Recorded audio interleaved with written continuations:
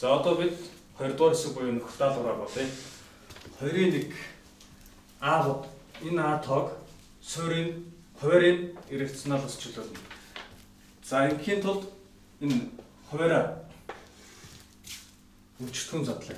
За энэ дээр энэ тоогоо куб-ийн зур дээр 2-оо x гэж үзчих бол ийм болно. Квадрат тэгштэглийг шийднэ 2x дээр нөхөн 1x-аас 1 болчихно. За одоо энэ А тоогоо хуваарийг ингэж өөрчлөөд куб хосмогоор нөхжүүлээд өгье дээдлээ. Энэний хосмог бол энэ тоо байна.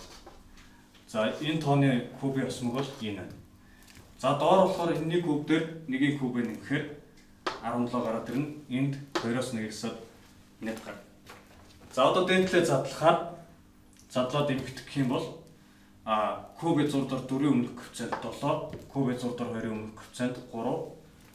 За тэгээд сул коэффициент нь 5 гэж орж байна. За ингэснээр эцсийн хөлбөр А тоо маань ингэж гарах нэ.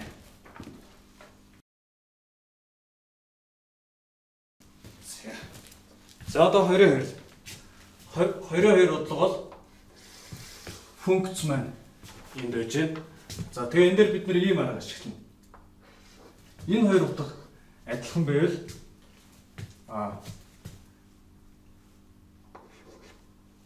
өмнөх хоёр коэффициентийн квадратд хуваагаад өгчдөг. Үгүй юунаас гаргаад өгдөг язгуураас. За эндээс юу гэж гарах вэ гэхээр хэн нэгийн квадратыг язгуураар оруулахаар 2. За тэгэхээр энэ уртлын коэффициент бол 2 байна гэсэн. За синусаар авч байгаа учраас энэ синус энд 2-1. Синус 2-1 бол синусын ямар утган дээр 2-1 гарах вэ гэхээр энд бол синус 6-ны π бол 2-1 учраас энд хуваах нь 6 гэж болно гэсэн. За тэгэхээр 2-2-ийн эхний мөрийн хариу бол энд 2-ын тоо, энд 6-гийн тоо байсан гэсэн. За эндээс харах юм бол 2 дугаар даалгавар бол үеийг олно. Үеийг олохын тулд синус функцийн үе бол 2π байдаг. Тэгэхээр энэ x бол 2-2-оор үелээ явна гэсэн. X тэг 2 4-гээ явахад 2-ын зайтай явахад энэ синус утга адилхан. За эндээс үе бол 2 байна. За үе 2 байна.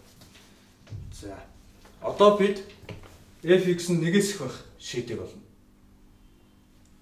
За 1-ээс их байх шийд бол за энэ зам багтаага болчих хэвэл f(x) 1-ээс их гэдэг бол синус px дээр нөхөн 6-ны π бол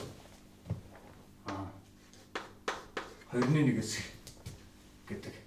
Энд 2-тойс 1-ээс ихээр хордож байна. За синус нь ийм шийдийг би тайж болох нэ.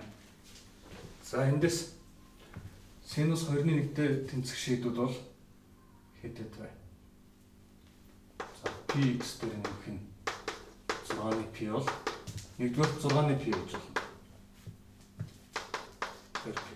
6-ны π дээр 2-1 гэх. 2-дугаарт 6-ны 5π гэж болно. Нөхөн 2π k гэсэн. За энд n-ээр тэмдэглэсэн байна. За эхний шийд бол энийгээ хураахаар энд x бол зүгээр хэдгээ гараад ирж байна. p2k гэсэн. Энэ шийд чинь. За энэ бол тэг гэж олдож шүү. Тэр юм 2. За эндээс бол x-ийн хооронд px дээр юм 6-ны π гээд энийг ээш хасаад p-д нь хураачаар x бол 6-ны 4 буюу 3-ны 2 гэж болдож байна. За 3 дугаар даалгаврын 2 тоо тэг 3 байжээ. За одоо сүүлийн даалгавар x тэнцүү 1 гэсэн абсцистай эмцэг татсан шүрэг чулууны тэгштэглийг бичиж байна. За шүрэгчийн тэгштгэл маань ийм хэлбэртэй байна. Одоо эндээс бидний олоогүй зүйл бол y0 за уламжлалт 1-ийг оруулсан утга байна. За эхлээд бид y0 олъё. F За y-г нь бол fx0 буюу f1. За нэгэ оруулчлаа болгоо. 2-ыг өрчгөн синус p дээр нэмэх нь 6-ны p. За энэ бол 2-ыг өрчгөн синус 6-ны. За энэ бол хасах тэмдэгтэй синус 6-ны 5 p. Юу хасах 2-ны зүгээр 2-ны 1 гараад ирнэ. Үеийн 1 гараад ирчихсэн. За y-г маань 1 гараад ирсэн. Одоо уламжлалтаа нэгийг болвол f'(x) бол юу гэх вэ? За энэ функцээс уламжлал авах гэсэн. За 2-ыг өрчгөн косинус px гэдэг нь 6-ны p. Дахиад доторх функцээс уламжлахаар p гараад ирнэ. Давхар функц уламжлал. За одоо энэ дээр нэгийг оруулна.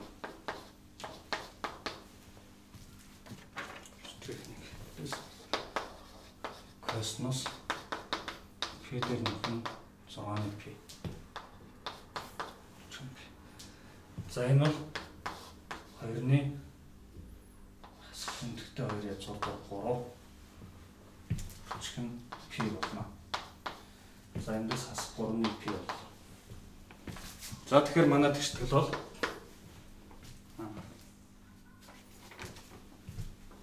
хасах тэмдэгтэй 3 p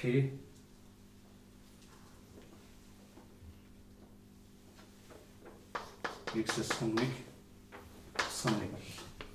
За тэгээд сүүлийн хариу бол энэ f хариу бол 1 болох нь байна.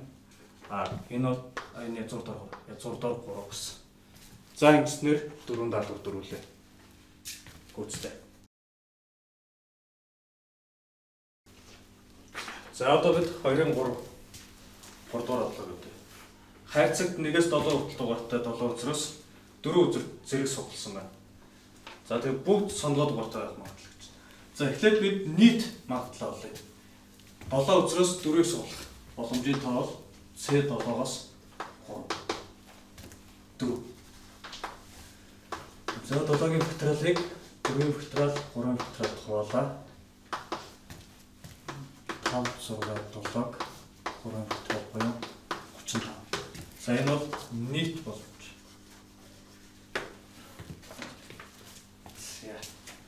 За одоо 1-р даалгавар. Бүгд сонгоод дугаартай байх магадлал. За тэгэхээр сонгоод бол энд 1 3 5 7 гэсэн 4 ширхэг сонгоо. Тэгэхээр энэ 4 сонгоог сонгох боломжийн тоо чинь C4-өөс 4-г шууд 1. Тэгэхээр магадлал нь 35-ны 1. За 1-р даалгавар бол 35-ны 1. 2. За нөгөө 4 үзэгч чинь хамгийн их тоотой нь 5 байх магадлал. За хамгийн ихээр нь 5 сонгогдсон гэж үзье. 5 сонгогдсон. Тэгвэл үлдсэн 3-ыг 1 2 3 4-өөс 3-ыг сонгоно. 3-ыг.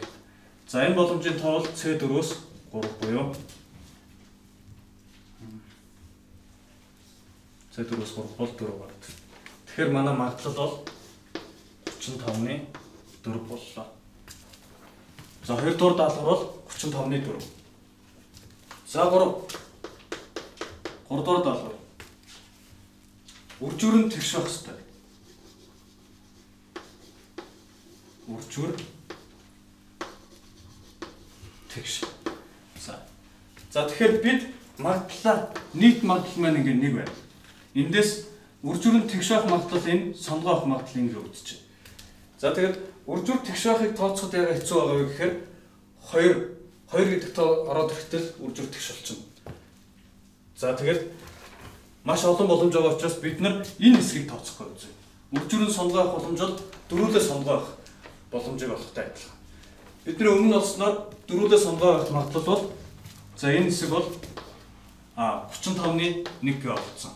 Тэгэхээр үлдсэн хэсэг буюу энэ хэсэгт нь тэгш байна гэсэн. Тэгэхээр тэгш байх магадлал бол 1-ээс хан 35-ны 1 буюу 35-ны 34 боллоо. За ингэснээр 3 даалгавар маань хүрчлээ. За одоо сүүлийн бодлого 2-ын 4. За энэ бодлого бол зурган дээр нь бүх ирэмг нь нэгтэй тэнцүү пирамид байна гэж байна. За энэ өгдлөө бичвэл А, Б, Б, С, С, Д, Д, Е, Д, Е, Д, А. За тэгээд Е, Б, Е, С, Е.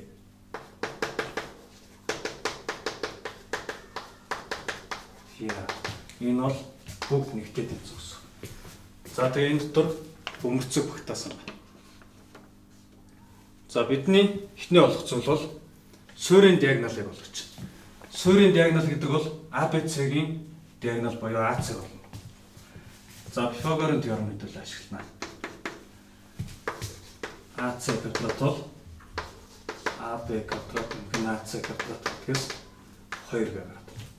Эндээс AC бол цогцоор 2. За бид 2-ыг олчлоо. За нэгдүгээр даалгавар биеллээ.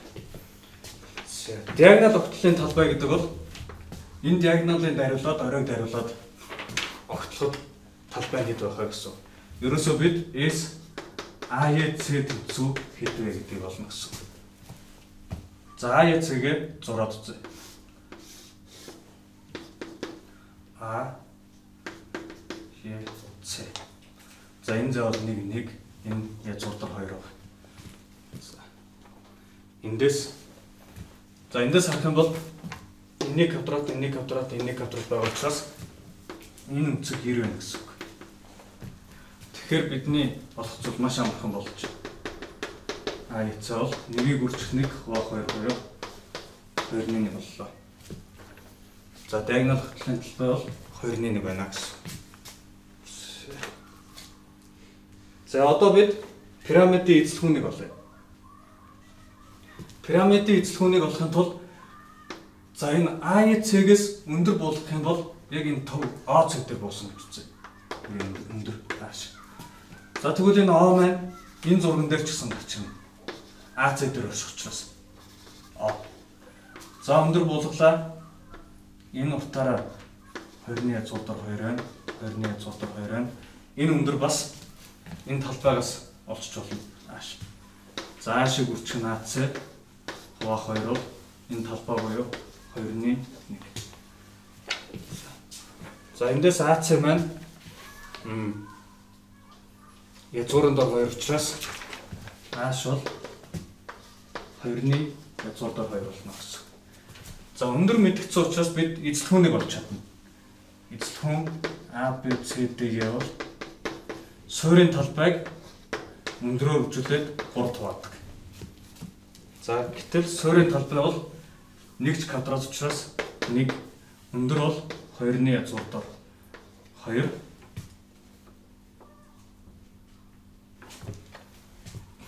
хуваахан 3 гэдгээс 6-ны язгуур дор 2 боллоо. За пирамидын эзлэхүүн бол 6-ны язгуур дор 2 боллоо. За дараагийн даалгавар бол бид радиусыг олох ёстой. Нэг тэнцүү хэд вэ?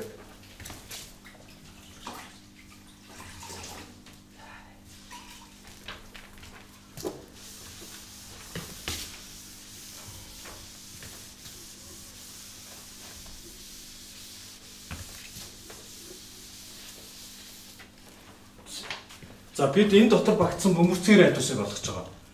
За нөгөө бөмбөрцөг маань яг энэ гурван талыг энэ хажуу талын зөв гурвалжны өндөр, цаана байгаа өндөр, Е өндөр. Энэ гурвалжтанд яг шүргэж харагдана. Одоо бид яг энэ талаас харна гэсэн үг. За тэгээд зурчих юм бол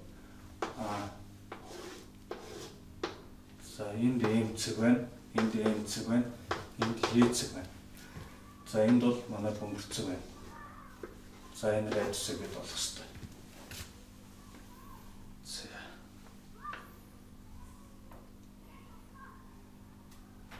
За үүнийг олохын тулд бид дараах ажлуудыг хийнэ. M нь бол A дэдэд тэнцүү учраас 1 болоо гараад байна. За харин J-ийг бид нар олохын тулд энэ зөв гурвалжны энэ өндрийг олно гэсэн үг. За зөв гурвалжныхаа өндрийг энэ төдөл олчих. 1 1 1 энэ өндөр хэд байх вэ гэсэн үг. За тэгэхээр энэ зай бол 2-ны 1, энийг зааш 1 гэвэл 4-ний 1 дээр нэмэх нь H1-ийн квадрат бол 1 гэдэг том юм. Эндээс H1 бол 2-ны язгуурдаар 3. 2-ны язгуурдаар. За. Тэгэхээр бид Y-ийг олчлаа гэсэн үг.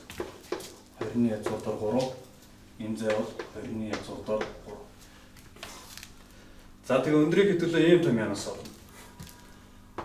Гурвалжны талбай бол периметрийг радиусаар үржүүлээд 2 тоосонтой тэнцүү байдаг. Тэгэхээр бид энэ гурвалжны талбайг амархан олж болно. За ийшээ өндөр болгол энэ зай 2-ны 1, энийг H2 гэв. Яагаад гэвэл энд бид энд H1, за энд H2 гэж тэмдэглэж байна. За H2-ын квадрат дээр 4-ний 1-ийг нэмбэл 4-ний 3. Эндээс H2 бол 2-ны язгуурдаар 2 боллоо. За эндээс талбай бол 2-ны 1-ийг өндрөөр үржлээ 2 тооногдээс 1-ийг шүү. Хуваах нь 2 гээд 4-ний язгуурдаар 2 болчихно. За одоо харин бид радиус олох хэрэгтэй. За радиус гэдэг бол 2s-ийг P тоон. 2s маань 2-ны язгуурдаар 2, периметр маань за энэ 3-ыг нэмнэ гэсэн. Язгуурдаар 3 дээр нэмэх нь 1 болчихно. За одоо эндээс энэний хосонгоор үржүүлж байгаа юм бид. Хоёр талыг язгуурдаар 3-аас хасгана гэдэг. За тэгэхээр энд 3-аас хасгана буюу 2 гээд 4-ний язгуурдаар 6-аас хасгана язгуурдаар 2 боллоо. За 4-р даалгаврын хариу бол ингэж гарах нэ. Д тоон язгуурдаар 6 гэж. За одоо бид сүүлийн даалгавар олно. 5-р даалгавар. 5 бол энэ дүрстэй бид нар юу багтаах нь. Parallelepiped. За parallelepiped маань нэг иймэрхүү байдалтайгаар оршино.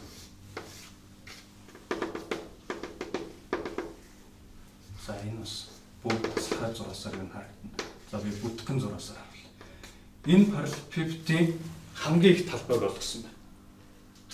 Хамгийн их эзлэхүүнтэй талбай. За үүнийг олохын тулд бид юу ашиглах вэ гэхээр яг саяхаараа YN гэдэг гурвалжнаар татах юм бол яг манай parallelepiped харагдана. Зөвхөн тэгэхээр адилханаар зүгнэ.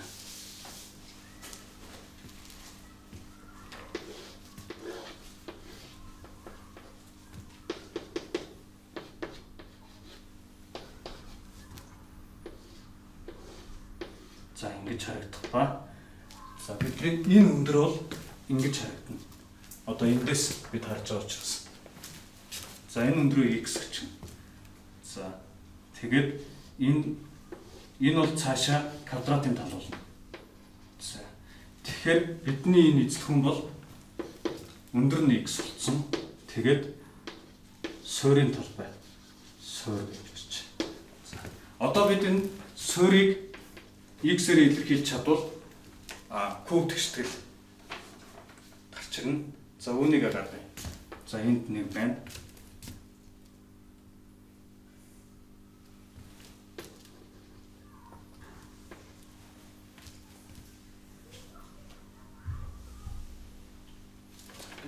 Тохиромжгүй нэг x гэж бодлоо. Тэгэх юм бол энд x болчихно. Энд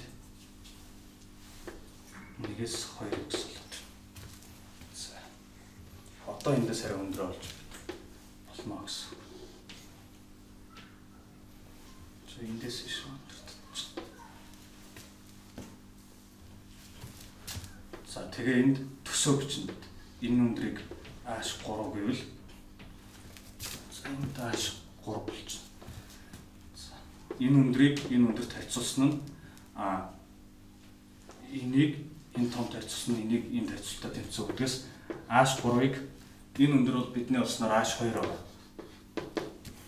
Энэ бол X-ийг энэ зэ бол 2-1 байна. За эндээс H3 бол H2 маань 2-1 байна. 2-ны язгуурдаар 2x хуваах нь 2-1 буюу язгуурдаар 2x боллоо. За эндээс бидний эзлэх хүн бол V3 бол V бол язгуурдаар 2x-ийг үрчгэн нэгээс 2x-ийн квадрат гэдэг ийм тэгштэл гарч байна. За одоо энэ дээр эцсийн хийх үйлдэл бол уламжлал авъя x-ээр. Нэг хэдүүлээ хэмжигдэнэ. Язгуурдаар 2 4x куб хасах нь 4x квадрат нэмэх нь x гэж бичсэн. Тэгэхээр язгуурдаар 2 12x квадрат хасах нь 8x нэмэх нь 1 гэсэн тэгштэл гарч ирнэ. За энэ тэгштгэлийн шийдийг бодох юм бол y шийд нь x тэнцүү за 2-1 гэдэг шийд.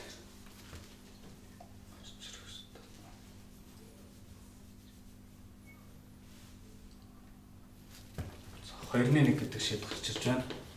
За нөгөө шийд маань